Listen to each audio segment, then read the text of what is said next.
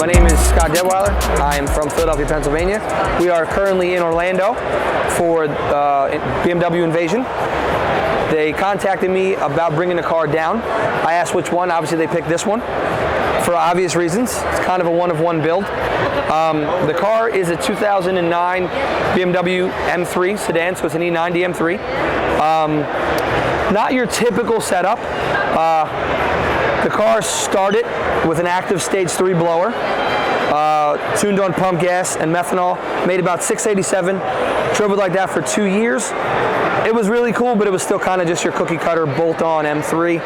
I had a crazy idea in my head.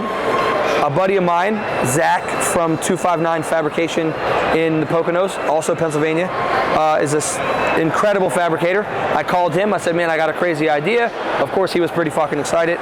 I pitched him the idea, he came down, we looked at the car, we took some measurements, and that was it. I mean, we kind of just went from there. Not too many hiccups. You would imagine doing something like that to make it all fit. You would run into fitment issues, and we really didn't. The only part of the car that was tricky was to get the intercooler piping from the front to the back, and for that, Zach came up with a pretty unique idea to incorporate the intercooler piping into the belly pan. So we replaced the factory belly pan with a made one, full aluminum cut on a plasma table to mimic the factory one. Those are actual carbon intakes that feed the turbo filters on the sides of the car. So they're fully functional. Air drafts down the side of the car, feed the turbos freshly. Obviously, custom set of work wheels we have built for the car.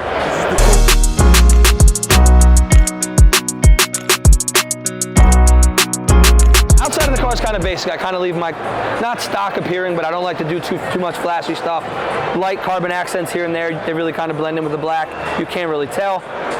Tillett B6 full carbon buckets. They're not as uncomfortable as they look, but they're probably the coolest seat that I've ever owned, and it's definitely a unique style. You don't see too much in anything, let alone a sedan that I drive on the street. RTD short shifter and performance suede wheel. That's kind of it. I kind of leave, it'll have an RSR cage in it when I get back.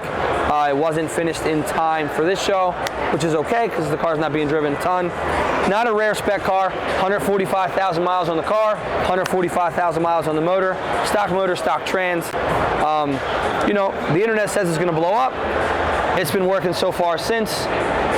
Again, before it was on 12.5 pounds of boost on the blower, which again, everybody said was too high. It worked for 2 years.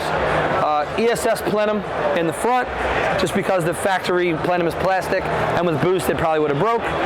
Engine bay is kind of simple, match the valve covers. This is something that we live by here. The quote on the plenum is a tribute to my brother who passed away. He also built extremely cool cars, and that was just something we both kind of live by. That was kind of a creed for us, and this car is a tribute to that for sure. I don't think you're going to see another one like it, and that's what I'm strive to do. The car now is set up on a full Cyvex standalone from HAL Racing in the UK. Their map, their upload. Should be 7 pounds of boost on the wastegate, pressure only, probably 600 to 650 with a custom tune. We'll do that when we get back. I mean, you can follow the Instagram channel for that. I don't know what it does now. I just got the car running to bring it to the show, because if I couldn't pull it in the show, I wasn't bringing it. I don't push shit, I don't fake shit. If it ain't running, I'm not coming. 1,000 miles from Philly to get here. Had to stop at Walmart on the way here to buy mirrors, just because no one was gonna be able to see the setup in the back. So that's what we got, man. You know, the interior of the trunk remains kind of, you would never know, still stock, I can still get groceries.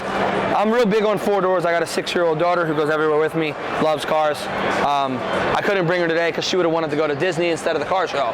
So I kind of had to pick my battles. Had to remove the floor completely to fit the turbo stuff in there.